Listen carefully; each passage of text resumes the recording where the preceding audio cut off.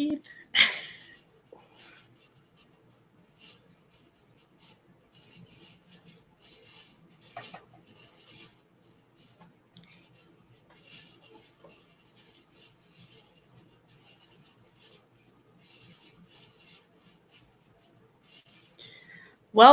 to the Rethinking Humanity podcast, where we dive deeper into what makes us human and what causes us to thrive. I'm Lacey Delane. I'm Sonya Larrea. And we are so excited to be here with you today and that you're here with us. We are kicking off a new spinoff of our podcast called Rethinking Humanity Interviews. And Sonya, we've been talking about this for a little while now. It's kind of exciting, huh? Oh, yeah. We are thrilled to be able to bring you guys some excellent individuals that are going to have conversations with us about rethinking humanity and more. Yes.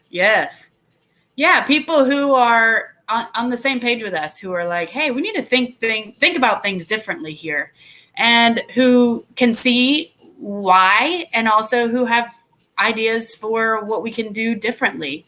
I think we're going to have some great discussions.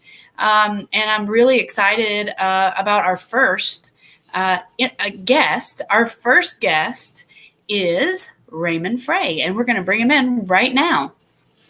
Hey, Sonya. Hey, Lacey. Thank you for having me on the show. Hi, nice to see you. Raman is joining us from San Francisco, out in California. How are you today, sir?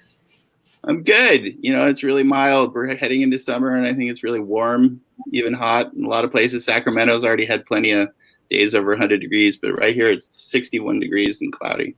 It's beautiful. Oh, that's good. I've been to San Francisco recently, and I really, really enjoyed it. That's a place, like, I even tweeted last year. I was like, if I end up moving to San Francisco, nobody be surprised.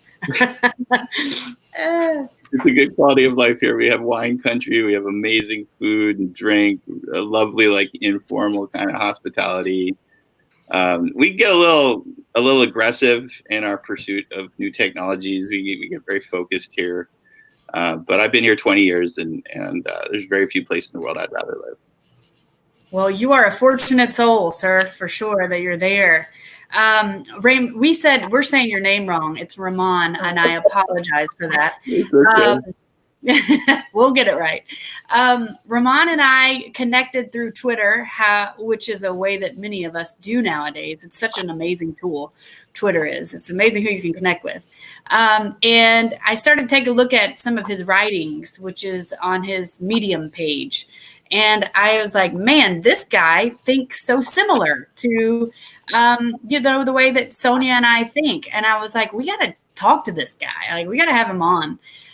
So we're really excited that he is our first guest. And so, Raman, tell us a little bit about yourself. You've done quite a bit with your life, and I'm quite impressed to have you as a guest, and just that you're listening and wanted to be on the show. So thank you for that. But tell us a little bit about what you're doing. You're writing a book. You've done a lot in technology, a thing called Good People Dinners, which I think is so cool. So tell us about yourself. Sure. Yeah. I mean, I can kind of bring you up to the minute. I think the for me, the way that we ended up connecting was a few years ago, maybe about 3 years ago. I was driving out to Colorado, and I was listening to Sam Harris's podcast, which I love, Making Sense. And Andrew Yang was on that podcast, and I was immediately like, who is this guy? This is one of the most eloquent. I was already kind of a fan of the idea of universal basic income. I knew who Scott Santens was. And I thought, this is the most eloquent defense of raising the floor on need. So it was like a deep, humanizing perspective on the world. And he had the audacity to be running for president. So I started following him. I eventually met him. I actually invited him to speak at a gathering here in downtown San Francisco, where I was also speaking. And then I just became part of this whole sort of humanity forward community, which is how I connected with all of you, with both of you. So what have I been doing? One way I think to think of me, at least in the last 8 or 10 years, is the biggest technology startup loser I know. which I reflect on a lot. I've been taking a lot. Losers are actually winners, right? That's what it boils down to. Right. So I've been Let's taking go a with lot that, right? That's, these last 8 or 10 years. Before that, I owned an international, I was co-founder and co-owner of an international art gallery for 10 years. I served for 5 years on the board of the Yerba Buena Center for the Arts. I always loved deep and meaningful conversations. So when the sort of art career part of my life closed and I was starting a new chapter, I knew I wanted to move into technology and to work with startups rather than large companies. But I really missed conversations that would have nothing to do with startups. I needed that as sort of a balance in my life. So I started just hosting dinners in friends' homes, and that eventually snowballed. We started numbering the events. Eventually became a company called GP Dinners, or Good People Dinners. We do dinners, overnights, retreats. I've done a bunch of corporate salon series, and we did about 250 of those, and things were going really well. A lot of different companies were hiring us to we'd bring in a professional chef and a speaker and have a really interesting conversation. And then, of course, COVID hit, the pandemic hit, and absolutely everything went to zero. I'm sure there's a lot of people in that situation, man, right? Just forget events, man. It's gone for a year. The event industry, it completely imploded, right? It completely stopped. And a lot of people thought, well, what can I take online? And I've seen some really interesting attempts to sort of enliven these kinds of conversations with a bunch of people in their homes on laptops. And some of them are really, they're cool, but I don't think it's my thing. So it was another moment of, professional reinvention for me. I may pick up Good People again at the tail end of this. But for now, I'm an advisor now to a number of startups. Again, they kind of realized that I'd have a bunch of open space in my calendar. And so my friend Brian Spears and Darren Alemley asked me to become part of New Age Meats, which is real meat grown in what's called a bioreactor, which I think is very interesting. I think it's going to be a big part of the future of how people get their meat. And it has a way lower environmental impact. For better or worse, it's going to eliminate a lot of jobs, per. Wow. Yeah, and then I'm also part of a new company founded out of Taiwan by my friend Drew Mahorik called Better Humans, and that is affiliated with an organization at Penn State University called World in Conversation. And again, it's a way to bring people together to have deep, substantive discussions across differences.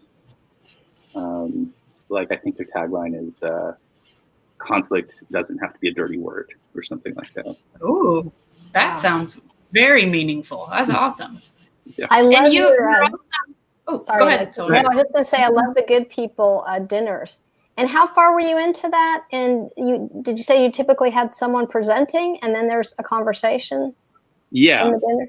Yeah. So thousands and thousands of people have been to our events. We would have a professional chef. We'd have a speaker. We'd do a cocktail hour. I would be the MC. We offer questions, and I think a safe space. A psychological and emotional safety are big prerequisites for opening up and feeling like, hey, you probably disagree with me, but I want to tell you what I really feel, what I think, and I want to hear what you have to say. Right. Right. It's historically an American strength that we were good at civil discourse. Right. Not so important. Yeah. I keep interrupting yourself. No, the dialogue, and now with the way we're polarized, that's why I'm just really excited that you did that. We need that again. Yeah. This new company is going to train people to facilitate those dialogues. So, all of the things I do are interrelated in various ways. Cool. Yeah, I think that's a honorable thing and honorable cause, something we all need more of. We actually talked a little bit about in the last podcast episode, the having mode of existence, which Fromm talks about, the being mode of existence, and how when you're existing in the being mode, you're able to put your opinions aside because they're no longer a possession, and you don't feel a fear of losing something and therefore losing who you are by having a conversation with somebody who disagrees with you. So those are conversations that we all need to have. We'll grow so much as a result of that. Yeah, I love that framing, and I think it's important sometimes to remind someone, and we're talking about the big stuff, political ideology, religious ideology. Maybe someone is poor and living paycheck to paycheck, and another person is rich beyond imagination. Just because you have a very much contrasting point of view, I am not in danger. Yes. It's a thing that's down there where fight or flight kicks in. And all that's really happening is, these animals, us, Homo sapiens, there's some warm, nuanced puffs of air coming out of our mouths. I'm not, if I tell you something offensive to you, I'm not actually like lunging at you with a rock, Right. And I think a lot of people need to be reminded of that right now. Yeah, it's the threatening, like you're saying, the amygdala. You start to think, wow, they're taking my, they're taking my ideas that are mine. And it's like Lacey goes back to the having mode. We want to hold on to our beliefs and not have anyone interrupt those. Yeah. Or if my belief is challenged, I'm unsafe. Yes, that's better. Yeah. Right. For me, an ideal world would be a place where things like this podcast would give people the opportunity to revise their thinking on something really significant over and over and over again throughout their lives. Yes. Arguably, I think that's the best way that's the way that we are fully alive, and it's the best way to live. If we're continually just keep moving forward and rethinking things, learning new information that causes us or enables us to rethink things. Yeah, I think if we pay attention, I agree with you, but I also think every kind of thinking has its value and its Achilles heel. And so in certain contexts, a conservative mindset, which is a mindset essentially that says the way things have been, we need to preserve, is the most adaptive response to that situation. But you need to have that flexibility where you say, you know what, I think the boat is broken. And I think we would endanger ourselves and really mess stuff up worse if we try to fix this boat. It's time to build a new one. That discernment, right, to retreat and edit or to put it down and invent something new is really vital. Like, we have to get really good at that if we're going to do things like, address climate change and the disasters that are on the horizon as a result of the earth warming. We're going to have to put down some paradigms that we're super attached to. That seems like a really good transition to us talking about kind of what's been going on in the world today. But how I'll go there is this, Raman. I would say, how do you feel about the precipice, the place where we're at right now, the hope that there's some real changes that can be happening in our society as a result of so much that has happened in 2020? Yeah, I think you're right. The current moment, because there's so much unrest, is full of wonderful potential for change. I mean, in my opinion, I'm I guess short-term pessimistic, long-term optimistic. I don't think we've seen the bottom yet of these cascading issues. Political issues, economic issues, racial issues, all of these, the pandemic, they're all interrelated. They're all kind of mutually reinforcing. And I think we're going to have to hit kind of a bottom at some point in order to galvanize and regain that solidarity that's going to allow us to act together. But I am optimistic. I think by next summer we will see, at least in our country, a receptiveness to new paradigm thinking that has never existed in my life, and of course, in my life. I tend to agree with you. I want to throw something out here. So when we're talking about these topics, I would say, generally speaking, that people would get on board. The challenge, I think, is actually having an administration or political system that will support actually what the common man wants. And what are your thoughts about that? That is, there are a lot of circles to square in all of that. There's that, I'm going to just paraphrase here, but there's that quote from Buckminster Fuller. He talks about how you don't change a system by resisting it. What you do is you go to the side and you invent something new that renders the current system obsolete. Kevin Kelly talked about this in his book, What Technology Wants. Right, somewhere in the world right now, there's someone still stuck on using a rotary phone. But for most of us, the next thing came and the next thing came, and you reach these tipping points, these sort of economies of scale, these tipping points of, sometimes in technology you call them network effects, where you get massive, seemingly overnight adoption. And that's been happening faster and faster and faster. And so one of the things that I'm hopeful for, I see universal basic income, for instance, as a stopgap. If we don't, we're going to, this crisis has really accelerated transition to automation, artificial intelligence, and technologies that make it so obvious that so many jobs are unnecessary. There's a guy named David Graeber who wrote a book called Bullshit Jobs, which is fantastic. And David, he teaches at the London School of Economics. And he suggests that a significant portion of jobs, when you survey people privately and anonymously, they think their own job is bullshit. They know it's unnecessary already. Yeah. We've been making jobs as though jobs are like a virtue in and of themselves. But he argues that they're not. It's actually spiritually corrosive to your own self-esteem when you keep showing up, because you got to earn a living. And you know that if your job vanished tomorrow and was replaced by an algorithm, everyone would be fine. Right? He even argues in that book, there's an inverse relationship between how useful your job is to others and what you're paid. And I think we really see that in this current crisis. The essential workers are all people who have been totally shafted. Yep. And the people who are earning $500 million a year are completely unnecessary.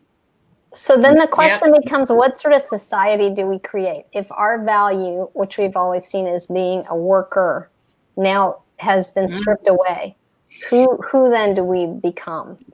How do we live? Yeah. That question is, that's at the heart of this reinvention. Because, I can answer it for myself, but I think we're at a moment in history where every person should be thinking about that question you just asked and answering it for themselves. And we should be having a national conversation about this. And the conversation is really, from where do we derive dignity? And how do we value those sources of dignity? I'm borrowing maybe from some political campaign or something, but, if you stay home and take care of your child, that is of enormous value to society. It is of zero value to GDP. If you go get a job and pay childcare and get yourself on an accelerating hamster wheel, you have grown GDP. Thank you so much. And so we're in the perfect mousetrap, and it's a monoculture of incentives. And those incentives, and this is what my book's about, those incentives say more is always better for everyone, everywhere, always. Remove all impediments to the speed and volume of transactions. Produce more, consume more, until you're doing it 24/7. Yes. Is that your definition of hyperconsumption? I was going to ask you about that. Yeah. I mean, hyperconsumption, that's the path we're stuck on right now. The pandemic has hit pause. but it's going to come roaring back if we don't truly like fund. You need people with a lot of wealth and power who do that critical reflection, who maybe read like Anand Dardas, who wrote that book Winners Take All, the elite charade. And they read that and they have a real crisis of conscience, and they say, whether it was through birth lottery, my inheritance, or through my very hard work, the game I won called capitalism is obsolete. I need to burn that ladder and build new systems of equilibrium. Systems which raise the floor, robust social safety net coming up, so nobody has to worry about basic necessities for them or people they love. We can afford that. And probably we're going to have to stop celebrating greed and hoarding so much. We're going to probably have to bring down that ceiling. Yeah. I posted the other day and asked people, do you think it would be fair to impose $100 million a year maximum wage? And even in the midst of this crisis, so many Americans are like, nope, because they think they're going to get there. Right. Now that's true. I did have a couple who kind of split the difference and said, let's go back to the post-World War II taxation. Everything over 100 million, you pay 90% tax. But if you did any of this stuff, America could have the best social safety net on earth.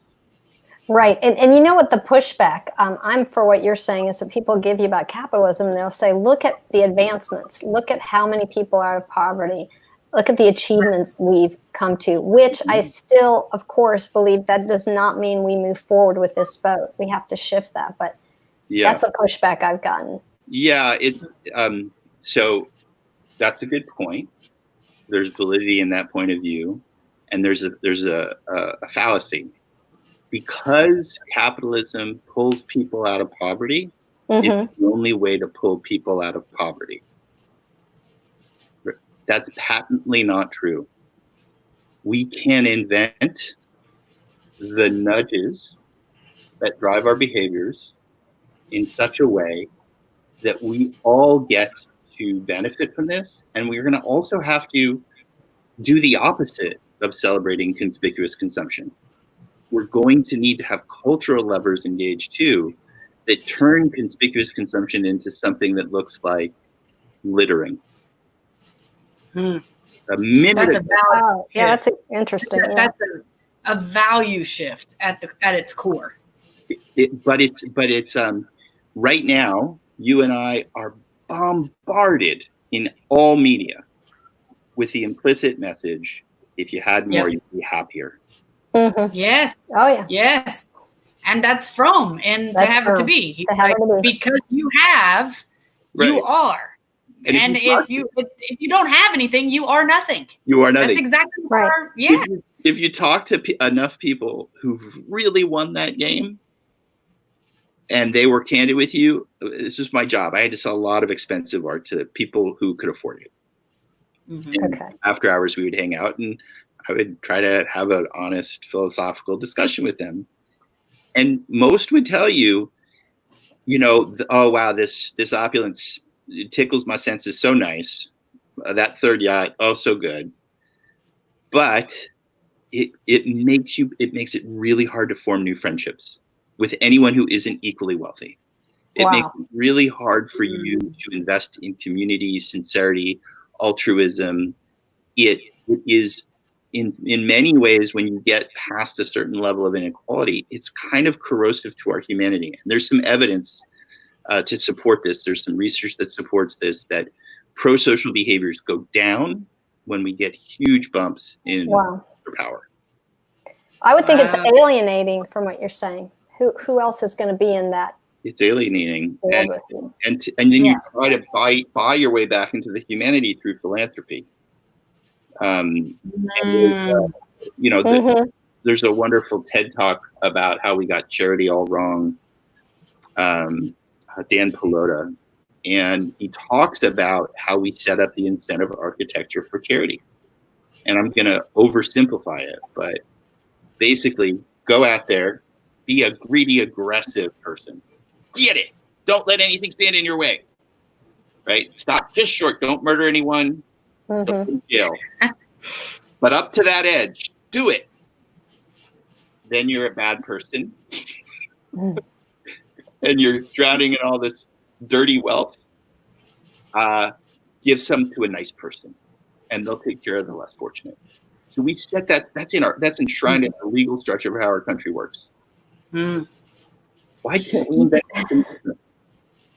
You know, this reminds me of something that Sonya and I were both really, really excited to read in one of your articles. I'm going to pull up the name of it. It was called Imagination Fences, and it's on your Medium site. And I want to read, if it's okay, this quote from this article. It was so good.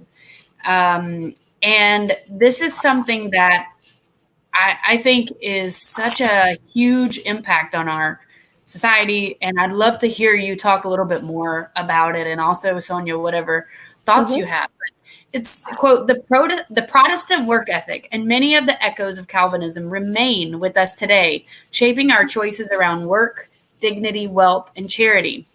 You may be Jewish, Christian, agnostic, or God-free in America, but chances are you carry within you Protestant frames of reference built by these original work-till-you-drop philosophers. This was the credo of the Industrial Revolution, and it found rich soil on our shores.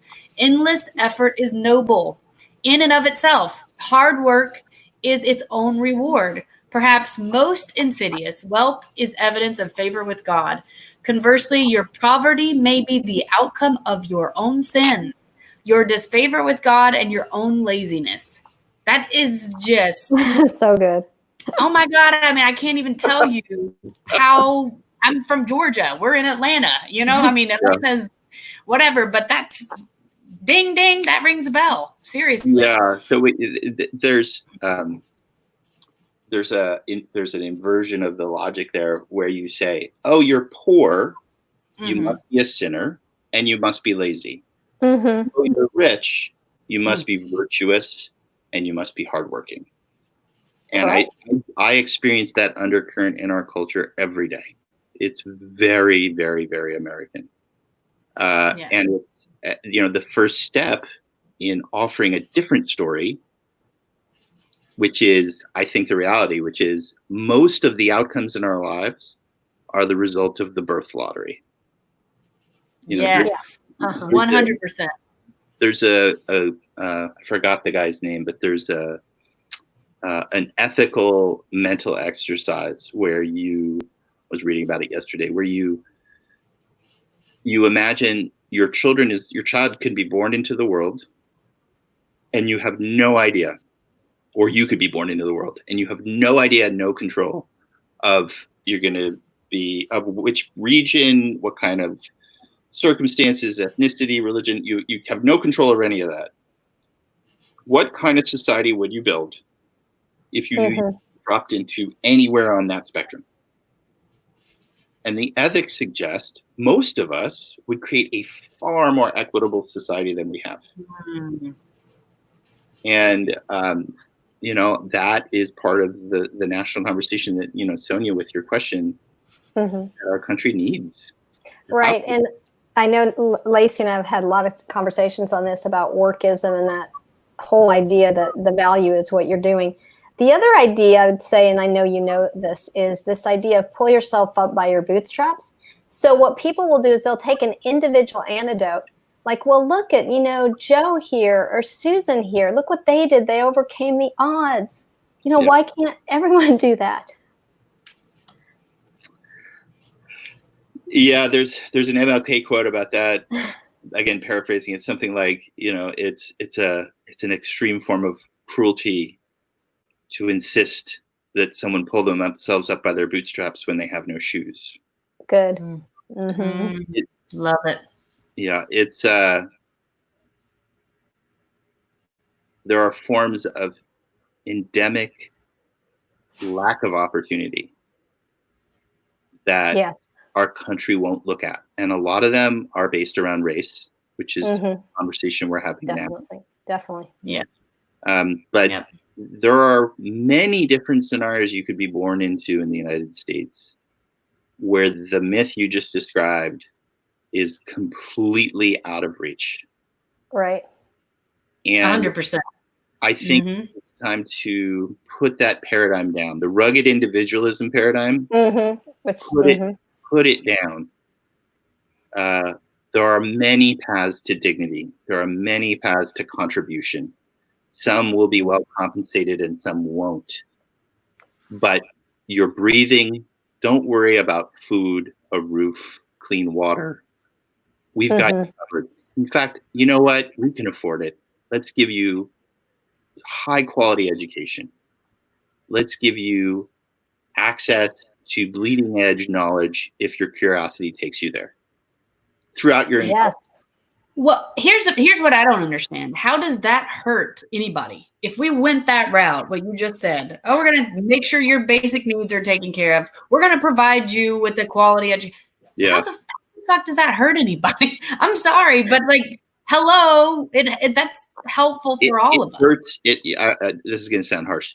It hurts the plantation owners of today. That's, yeah. It hurts. I agree. The plutocrats who might make 50 million instead of 100 million that year. That is true. That's true. It's the and they have access because of that wealth to the most powerful persuasion technologies the world has ever known.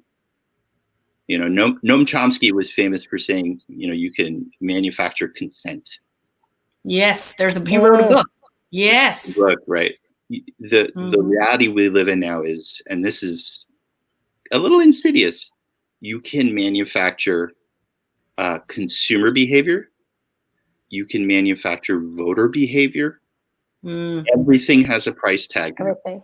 We are more influenced than any of us want to admit by the larger forces around us. And this is how people in that, you know, Bernie Sanders 0.1% purchase all these sort of persuasion tools, coercion tools, to turn that bottom 99% or more into warring tribes. You know, turning on each other instead of saying, we're going to insist on a just and equitable society. And if I think you, plutocrat, your life will actually improve in that society. You'll feel more connected to the people around you. You won't feel afraid when you're walking to your car. But if you don't want to participate in a more just and equitable society, okay, go. The Cayman Islands are calling, bro.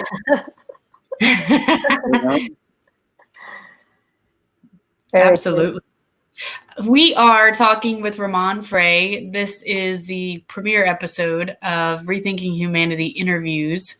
Raman is an author, and I would love for you to tell us a little bit about the book that you're writing right now, and anything else about, you know, what you've written, the article you've written that Sonya and I have both enjoyed reading here in the last little bit. So tell us a little bit about your book too. Sure. Yeah. So the book is essentially about an idea that I made up called incentive system design.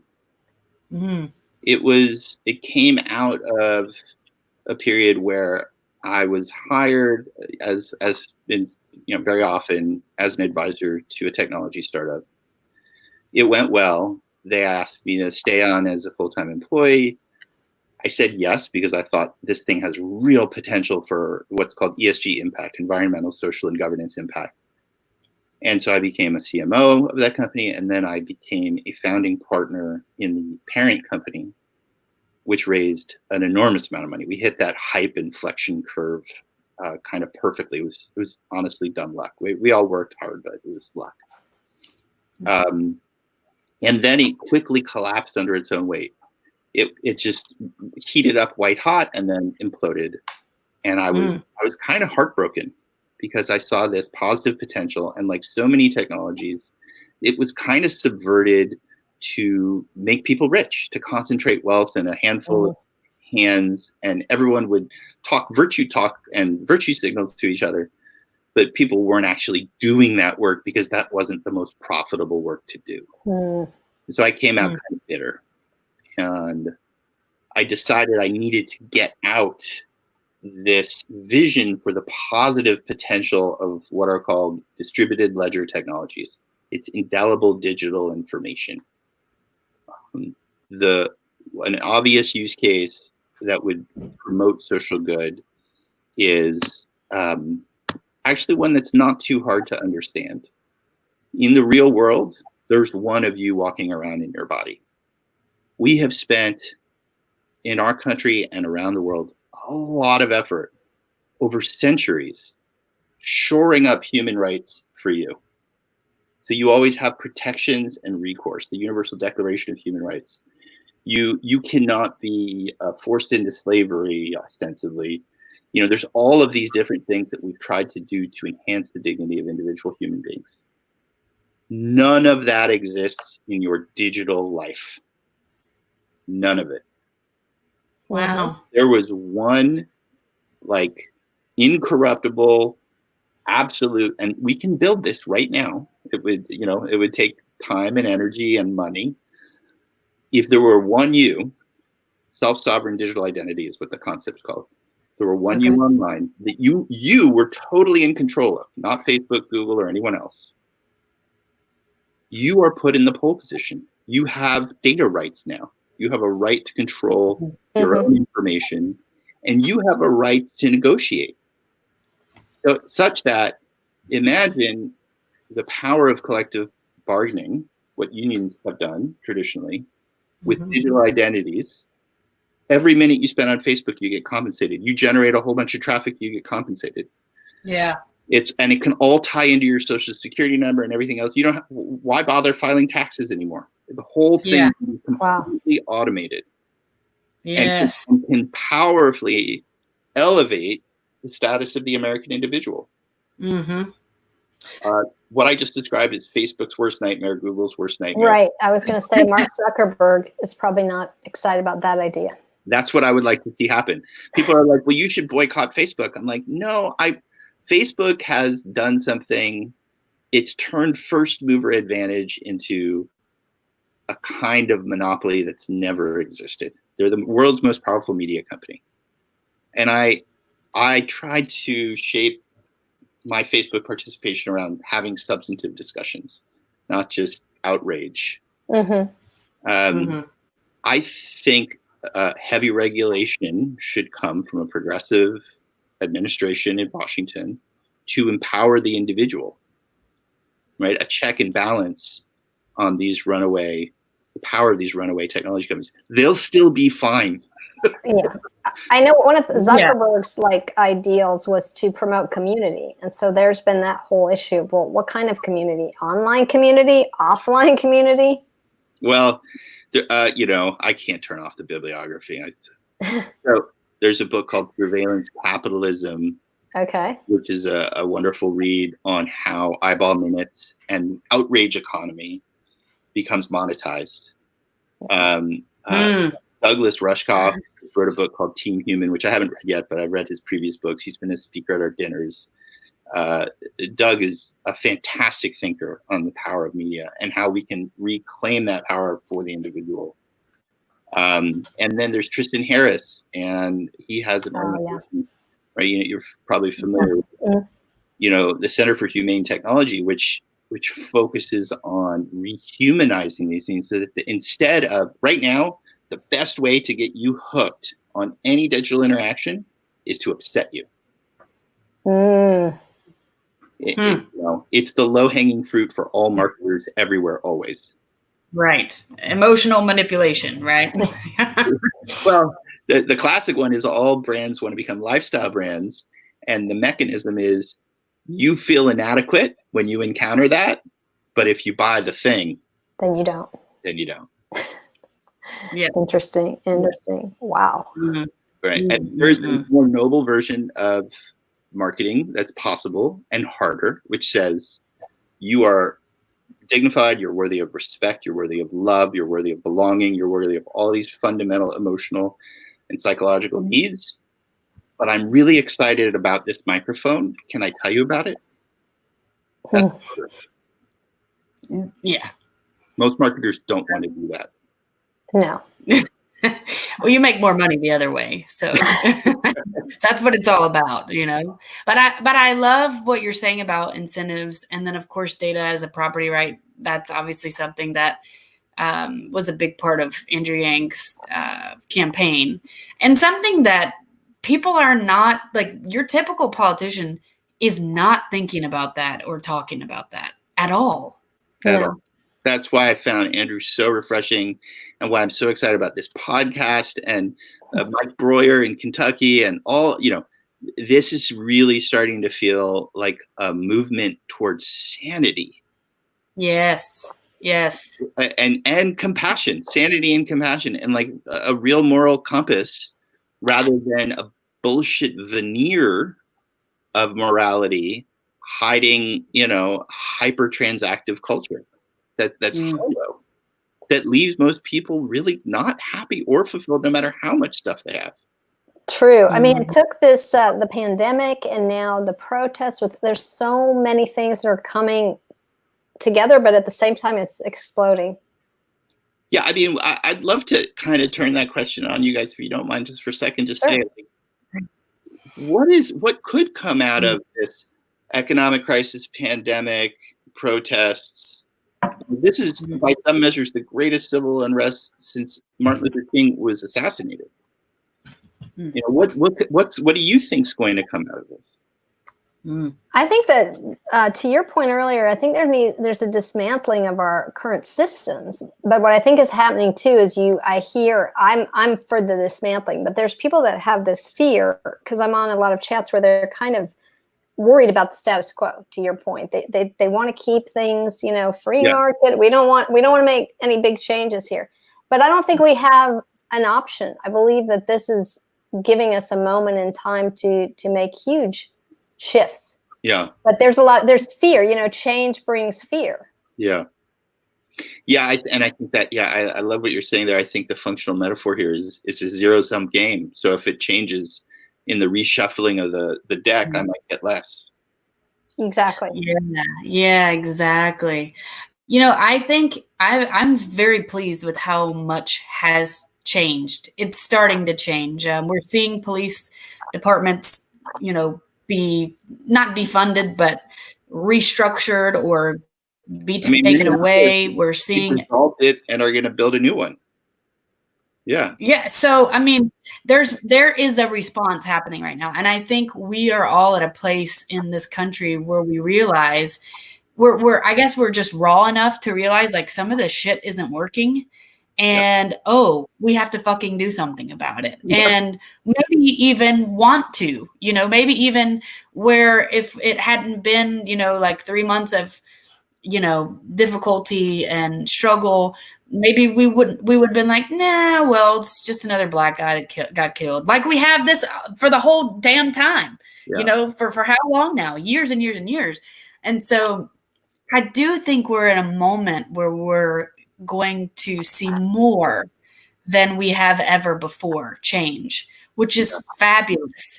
And I'm also pleased. I also look at this, and this is, I've said this before on the podcast, not the point of the podcast to talk about Andrew Yang, but I look back in this moment at the timing of Andrew Yang running for president.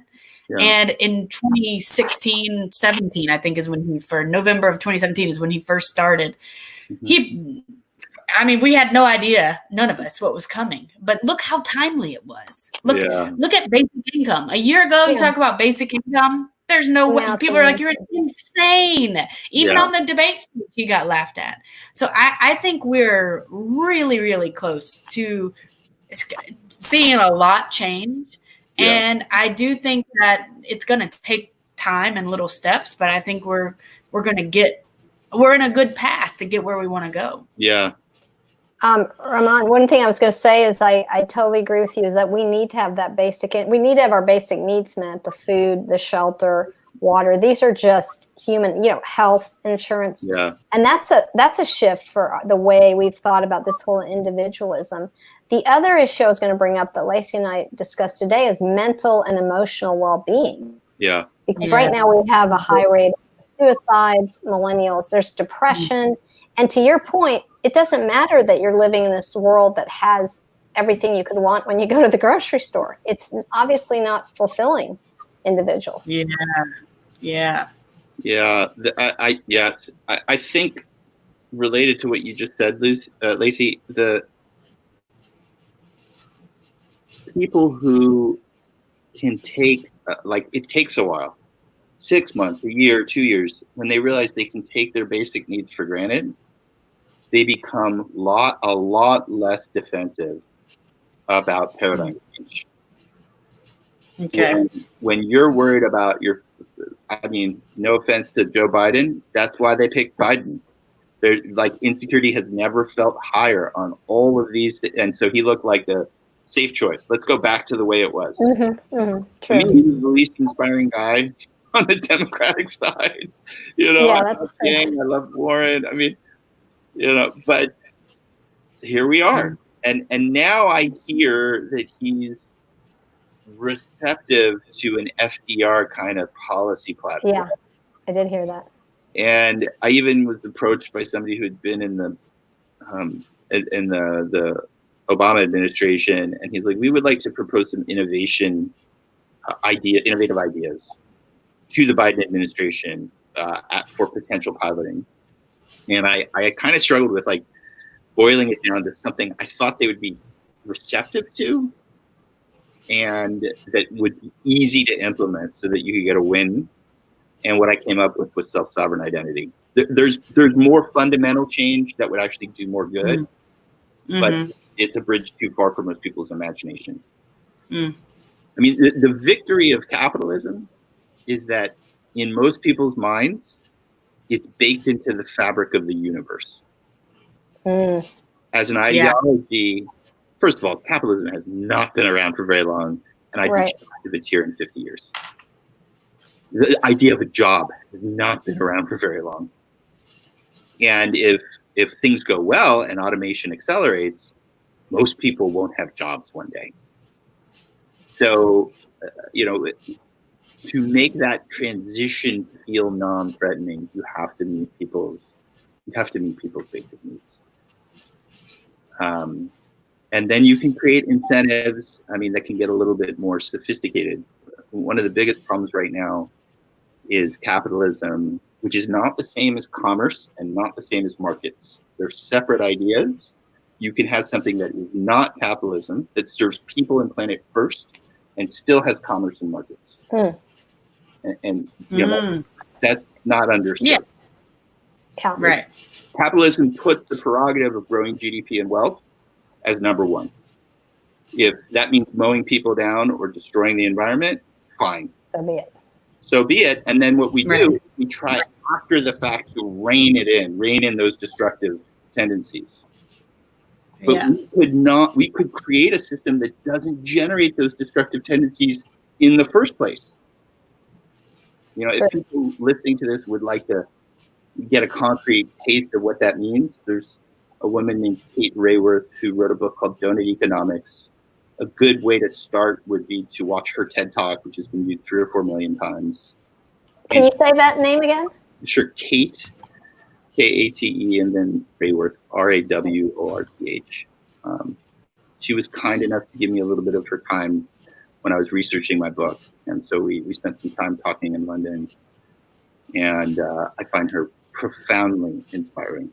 She's a deep. Wow. And you said donut economics? Donut economics, yeah. She spells it like the British spelling, so Dough.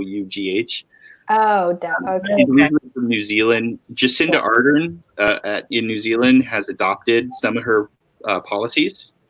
Her policies were recently adopted in the city of Amsterdam.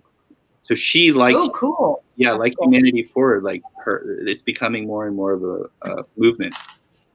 And in that, we live under the carrying capacity of life on Earth. That's the objective. And we raise the floor on poverty. And we live within that zone. And we need to create an incentive system that does that through the activity of the system itself. Not through policing and enforcement after the fact. Yeah. Through the system itself. One thing I think that Andrew did a great job of in his book was talking about incentives and how powerful those are. I mean, I'm a certified educator, and I taught elementary school for a while, and I can tell you, in a third grade classroom, an incentive works way better than a punishment. And that's a human thing. It's not a kid thing. It's a human thing. So I think a system where we have these incentives is going to be way more effective than what we're doing right now with punishment. It's going to be uncomfortable for a lot of people. Sure. Because it requires you to rethink how much agency you have in the world. Mm-hmm. First, you have to wake up to the fact, hey man, you're being nudged constantly in certain directions in how you behave and what you think of yourself and the people around you. What if we could be totally upfront with you and say, we want to create an incentive architecture where the economy thrives as biodiversity increases. The more trees, the better our currency. Right. Again, these things, all the technologies are out there to do what I just said and to experiment at a tiny scale to see if it can work. Maybe we fail a lot and then some of them end up working. But nobody's doing it because it's not going to make anyone a billionaire.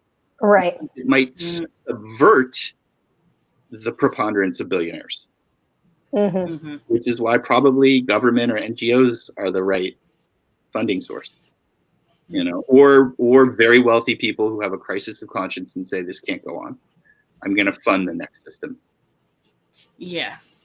Well, and I mean, I would imagine that the more we have folks who are younger in office and who understand technology in a different way than those that are in office currently do, I would argue that we would start to see that played with a little bit more.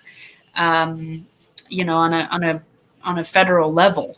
And I wonder how long do you think something like that would take to happen, to where we see some change in it's really not about age. It's about how informed people about technology, because there's so much that we could be doing now. Why the hell did people wait for 6 hours here in Atlanta? Oh my gosh! Yeah. To vote whenever we can order a sandwich like this that looked like come on, obvious voter suppression, racist voter suppression. I know, absolutely. We were there. There was no, they just keep pushing the envelope to see what they can get away with without people going to jail. Yeah. You want to discourage that kind of voter suppression? Send someone to jail. Yeah.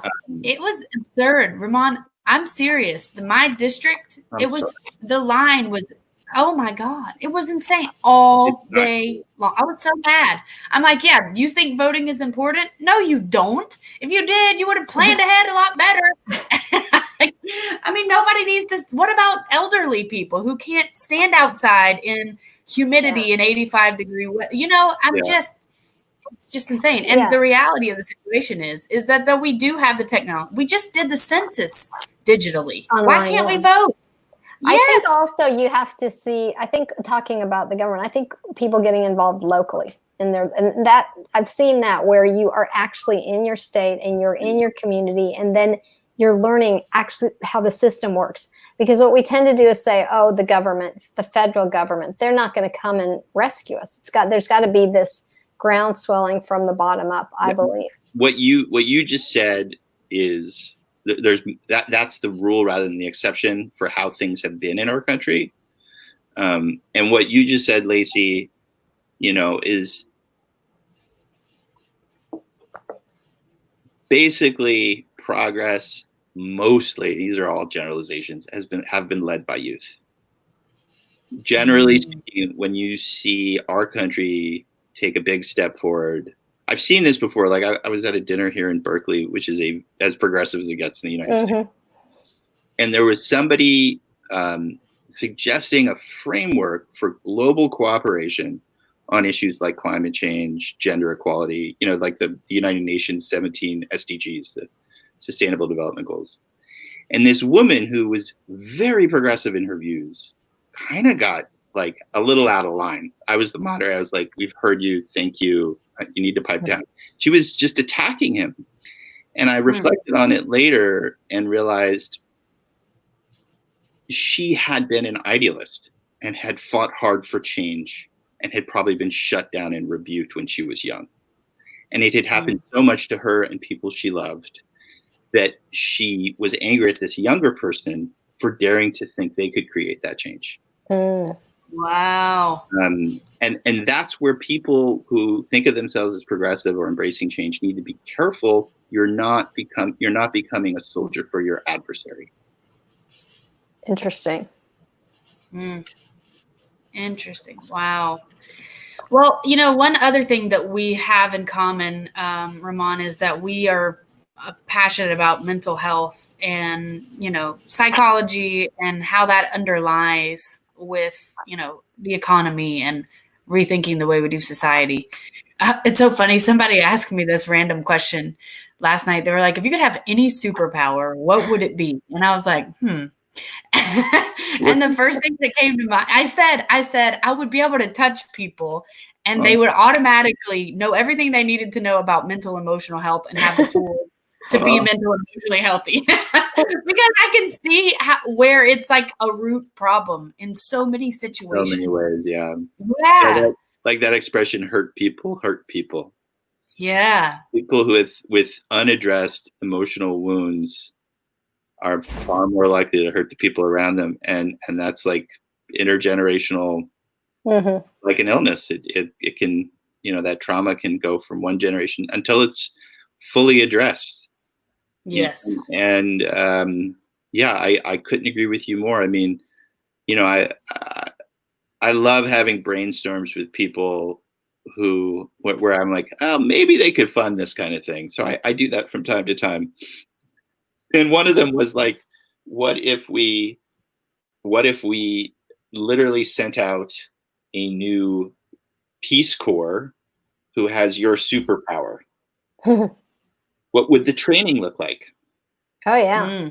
Awesome. Right? What would the process look like? You could, but I don't think it's impossible to raise the emotional intelligence of the country and to put this sort of like choke on your feelings, rugged individualism behind us. Absolutely. That's awesome. It didn't work for my grandfather. It's not working for men in this generation either. No. Yeah, that's the myth. That's the myth. Someone actually commented on that earlier on our. They said, they wanted to talk about the individualism. So what you're saying is right on. Yeah. Yeah. I mean, I guess. Go ahead. I was just gonna say, maybe that's what you should do, Lacey. Like, go train people. Oh yeah. Peter, you've already a superpower. Wrangling that. Train them. Put their hands on other people, and then they'll. I don't know. I mean, I think it's there's so many reasons why I think we need to rethink humanity. But one of the big ones for me is like, we do not understand or value mental, emotional well-being not even close, and people wonder why the divorce rate is high or why, they're miserable. It's like, oh, well, you know what? We need to learn what this is. And there's no system, in schools where we're like, oh, this is what emotional well-being looks like. This is how you have this is how you communicate effectively. I wrote that in the article that I shared with you. It's like, how do you know that you have racism in you if you are not even self-aware enough to know that, like, oh, you're really mad right now. Maybe you should just step away. Yeah. You know what I'm saying? Yeah, no, there's got to be certain sort of precursor understandings before you can actually face something that's that uncomfortable. I mean, often with some people will come to me if they're, crises in individual lives tend to cascade too. One thing leads to another. You lose a job, and then your marriage is a crisis, and this and that and the other, and all these things kind of, it happened to me once, and I was lucky enough to have a good psychologist that I trusted and cared about me, and she gave me permission to do one tiny nice thing for myself. Huge. That's huge. She's like, how do you do something? What's something nice for yourself? I was so broke and in debt. And she said, what do you like? I said, I like to go to like a stupid science fiction movie or something. How much did that cost? I was like, I don't know, 10, 12 bucks. Like, you should do that for yourself. And it landed like a total revelation. And ever since then, I've been like, self-care. I try to say that to people. I'm like, take it easy on yourself. Have some compassion for yourself. You're doing the best you can. What's a self-care. It's amazing how much of it actually boils down to that, like self-compassion. Because if you are not compassionate to yourself, you are not going to be compassionate to somebody else. That's whenever I feel anxious, half the time, like what I have to do is like, oh, it's okay, Lacey. I know you're freaking out right now, but it's okay. You did the best you could. Yeah.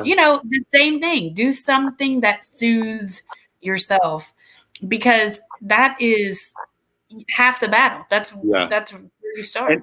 And also, I think understanding no emotion in and of it, this is my opinion, but no emotion in and of itself is a problem.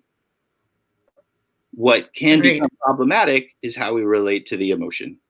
Yes. So I think right now we are in a moment, if you're not outraged, what kind of hole is your head hiding in? Like it is totally, you have any moral compass or any ability to like think clearly, probably outraged right now. Yeah, exactly. But then you can lash out at people, which some of us do, and then we have to apologize and forgive ourselves. Or we can channel that outrage, which is, what I think kind of, podcasts like this are doing is, well, what's a constructive way to channel the fact that we're upset about something? Right. And I think the other huge thing is listening. A lot of people don't listen. And I think affirming that someone is being heard. You may not agree with them, but this idea that we have to be on polar opposites, I think it's very important that as individuals, we feel like we're heard, that we matter. Yeah. Yeah. That's huge. You do that in your like mirroring. Sometimes the mirroring. Yeah. I do the mirroring thing. Exactly. Oh yeah. That could I'm hearing you say. I hear you say. Yeah. That's right. Yeah. Be careful how I use that one, but absolutely. Yeah. No. That's too funny. Yeah, this is historic times. Yeah. Yeah. Go on, Sonya. Go ahead. No, I'm just saying this is historic times. It's exciting to talk to you. Yeah, I'm honored you had me on. Thank you. Especially I mean, like I mentioned, I knew it was going to fly by. I mean, it's already been an hour, so here we are. Plug yourself before you go as much as you want. We have some things we can just pop up on the screen that say all the Raman things. So go for it, because we want to support you. I send out, obviously I have my mailing list and stuff, and I send something out, and there's always this part where it's like, what can I do? And you know what I've been suggesting to people? A lot of people, their first thought is to donate to a charitable cause or voter rights or Black Lives Matter, or, there's a whole bunch of really worthy causes and charities out there. One thing that most people don't think of, one person right now who's very vulnerable, who's probably in pain and is probably struggling. So that one-to-one connection, here in California, we have a lot of undocumented restaurant workers. Talk about a desperate situation. So we brought some groceries to one family at the request of someone else. Now, those little tiny things can matter so much. So that would be my main request. And then, if people want to, we will do events again at goodpeopledinners.com. You can sign up there if you'd like to be invited to those things. You can check us out on Patreon. When we stop doing events, I set up a Patreon for people who appreciate what we do. And then, if you want to follow my writing, really, or the books that I'm reading, or, I post all the media there. It's all on myname.com, ramanfrey.com. So, awesome. Lots of ways to find. Cool. Great. And are you on Twitter very much? Yeah, I'm more and more. I really enjoy following you. Thank you. There's his Twitter handle at Yeah. Raman Frey. It's fun, man. I love Twitter. I think I'm amazed at how much Yang followers over the last year have made it such a positive place. Did you notice that? You so encouraging, so appreciative. If there's so many things about Andrew and his campaign, and people like you that dropped everything and worked so hard in support of that campaign, which is going to be bearing fruits for decades. It may not be obvious. I do think it will. Thank you. I think and you were, because you were inspired by him, and he does. I loved a lot of his policy positions, but one of the things he does, which is also I think why Van Jones loves him so much. Van Jones says you don't have to hate anyone to be part of the Yang Gang. Right? No. And so he errs on the side of humanity and compassion and supporting all people, even the most virulent, angry people in our country, because he knows that if we raise that floor and take care of everyone, they get less nasty. So people who probably hate him right now, they wouldn't want to here. Yeah. Well, what's cool is I think that they've done an excellent job post-campaign with him transitioning. I mean, if he's talking to all these people on his podcast, I think it's great. I think the movement and the ideas are getting positive reinforcement at this point, which is fabulous. Yeah, and the two of you too. I mean, keep doing more of this stuff. Yeah. I hope we will. I hope that this snowballs and you have a big influence, especially in this next election cycle. Oh yeah. Thank you. That's awesome. That means a lot. Well, take care. You get a little more sunshine than we do out in California since it's earlier, but enjoy the evening. We appreciate you being here. Maybe we'll do it again sometime. It was great talking to you. Love all your ideas, book recommendations, all that. Okay. Thank you. I love the book stuff. Yeah. All right. Well, we will see you guys next time. Thank you. Thanks.